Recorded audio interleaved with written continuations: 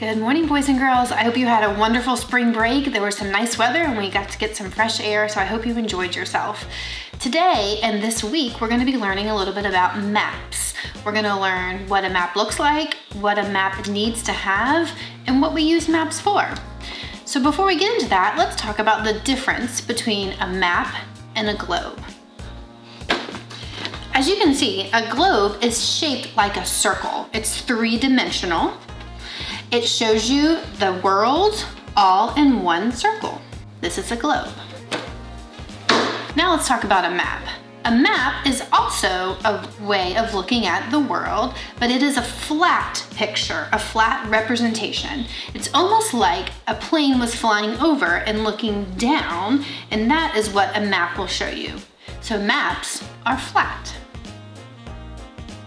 So now I bet you're wondering, what do we use maps for? The most common use of maps is for directions, for people to know how to get somewhere that maybe they've never been before or that is out of their area that they live in. Notice on this road map, you'll see lots of symbols. Symbols are drawings or pictures that represent something on that map. It's a picture of that thing on the map. So on this map, for example, you might see a symbol for a road, or a symbol for an interstate, and they would have different symbols so you would know which it stood for. You might see a symbol for a city, a town, a state. Maps have lots of symbols. Something that helps you get around on a road map is knowing which direction you are going. A tool that helps you with this on a map is called a compass rose. A compass rose shows directions, such as which direction is north, which direction is east, which direction is south, and which direction is west. You want to know a cool way to remember those directions? Never eat slimy worms. That'll help you remember.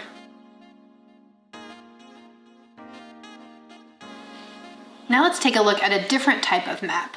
This next map is a weather map, and I can tell it's a weather map because I looked at the title. The title tells you what type of map you are looking at, so it is super important. It's usually found at the top of the map, so it's the first thing you see when you look at it. This weather map is showing a forecast for the rain that we had over this past weekend. Rain moving through the region throughout this morning with a few heavy downpours at times, but overall it's not going to be a washout. But more rain moving back in late Sunday night. That will continue into early Monday morning. So overall, not going to be a washout. We're looking at about a quarter to half an inch of rain today, but then by Monday we are going to be looking at a little bit more widespread heavy rain throughout much of the day, which could amount to about an inch total. Now let's look at a different type of map that I know you're going to love learning about. This is a map of Busch Gardens. We all love going to Busch Gardens. What I love about this map is it includes so many of the important things that we need to be able to read a map. The one I really want us to look at right now is the map legend. The map legend explains what the symbols are on a map. For example, if I'm looking at this map and decide we're getting hungry for lunch, and I see a symbol that looks like a fork and a knife, and I'm not quite sure what that symbol would stand for, I could go look at the map legend and see that that symbol stands for dining opportunities, and I know that's somewhere I can go to find food. We also use this map to find the different roller coasters that we love and the different parts of the park that we want to make sure we see. Finding the roller coasters is always a priority for us. Mr. Morris found one called Apollo's Chariot. Let's see how that went for him.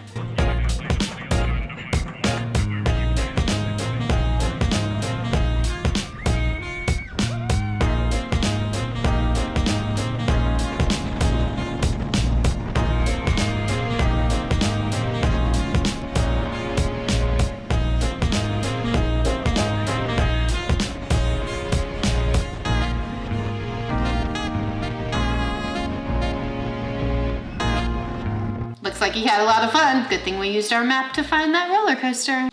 Another map that would be great to learn from is Google Maps. Maybe see if your parents will let you get on the computer and look at Google Maps. See if you can find some places that you are familiar with. Can you locate Virginia Beach? Can you find Richmond? Maybe you can even zoom in and try to find Red Mill Elementary or even your house. That's a really cool way to look at things on a map. Now that we've talked a little bit about maps, let's talk about what your assignment will be with maps.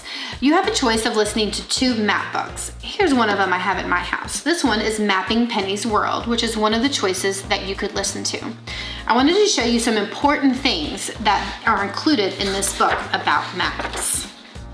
Oh, look, there's a globe. I can tell because it's circular. Right, this first map here has lots of important parts. I can see the title of the map is called Our School. That's very important because I might not know what they're trying to show me in the map if it doesn't have a title. They included the compass rose, so you can see which direction to travel. And they have lots of symbols on their map. Now, some of those symbols, we might not know what they are, but if we look over here at the map legend, which is sometimes called a map key, you can see exactly what those things stand for. I see that red star. I was curious what it stood for. When I look over here, I can see that stands for their classroom. Here is a map of a bedroom. This is going to be an assignment you will have to do. You can see they included all of the important parts of a map. There's the title, compass rose, they have symbols, and they have their map legend. That's exactly what your map will need as well. Ooh, this one is called Penny's Treasure Map. Ooh, I see it tells me that north is this way, which is helpful for my compass rose. There are lots of things on our map legend here. It looks like these are all the places that Penny has hid toys around the yard and around the house. Silly pup. One last one that's included in this book is called Maxine's Route to Our House. So Maxine is the other dog in the story, and this talks about how Maxine can get to Penny's house. There are a couple different ways she can go, and I can see they have different colors to show the different ways she could go.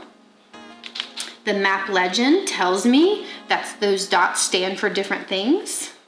I have my compass rose, and I could look at this map and follow it to get to where I needed to go. Now let's take a look at a map of my bedroom. Here is a map of my bedroom. I know it's my bedroom because I gave the title Mrs. Morris's bedroom. It's always at the top of the map. I also included the compass rose that tells me the directions. For example, I know this is my bed because my map legend tells me if I was at my bed and wanted to look out my window, I would go east. I included my ceiling fan. There's our dog's bed. These lines right here stand for doors. You can see we have some of those. I included our TV and our furniture in the map of my bedroom. Now you might have a lot of the same things in your bedroom, but I bet there'll be some things that are different. All right, this is so fun. I hope you enjoy this assignment. Once you've made your map and you've included those 4 important parts, title, compass rose, symbols, and map legend, then your map will be ready to be turned in. You can email it to your teacher, you can post it on the discussion board, or you can make a Flipgrid telling me all about it. I can't wait to see your maps, guys. Have fun.